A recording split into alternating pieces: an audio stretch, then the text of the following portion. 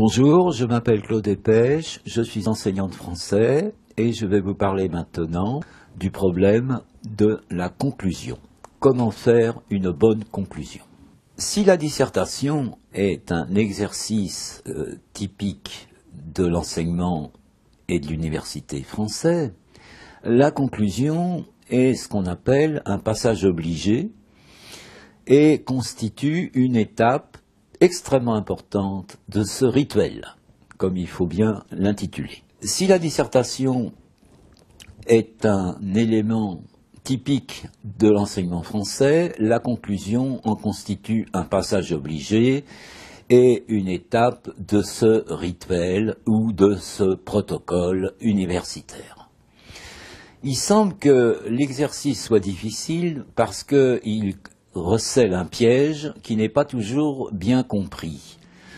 Le piège étant de conclure, alors que justement, il ne faut pas conclure.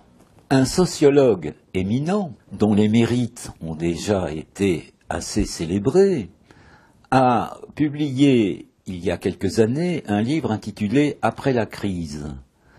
Sans remettre en cause la valeur de ce travail, il faut quand même signaler qu'il y a quelques prétentions à vouloir donner le dernier mot d'une crise qui, nous le voyons tous les jours, est à répétition et qui n'arrête pas de nous surprendre. C'est pourquoi la conclusion est un exercice redoutable, dans la mesure où l'on cherche à résoudre un problème qui ne peut pas l'être, ou plutôt, qui dépend de la solution d'autres problèmes.